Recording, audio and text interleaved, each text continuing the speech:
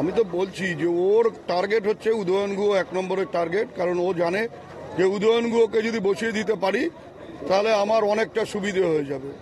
কিন্তু এই করে তো আর বসানো যায় না, আমাদের এত নেতা কর্মী আছে, কেউ বসে থাকবার জন্য রাস্তায় নামেনি, কিন্তু টার্গেটটা করেছে আমাকে। বিশেষ করে আজকে দিনাটায় যে মিছিল হয়েছে দেখার পরে ওর তো কয়েকদিন ঘুম হবে না, তার ফলে এই যে খেপার মতো আচরণ করছে।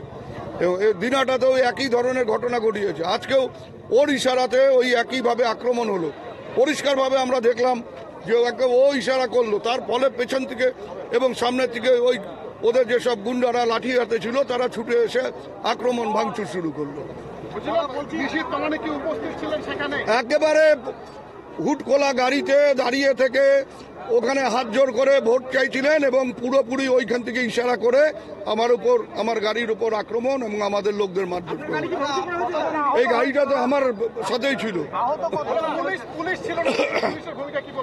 পুলিশ কি করবে? পুলিশের ভূমিকা, পুলিশ আমাকে ওখান থেকে বের করে নিয়ে আসবে না ওদেরকে আটকাবে? পুলিশের পক্ষেও সেখানে সমস্যা তৈরি হয়েছিল। একেবারে দিনাটার ঘটনার পুনরাবৃত্তি ঘটলো। একই রকম ঘটনা, একই ব্যক্তি প্ররোচিত করে এই ঘটনা ঘটালো এবং পরিকল্পিতভাবে বারবার ঘটনা ঘটছে এবং আমাকে মনে হচ্ছে যে প্রাণে মারবার চেষ্টা করছে।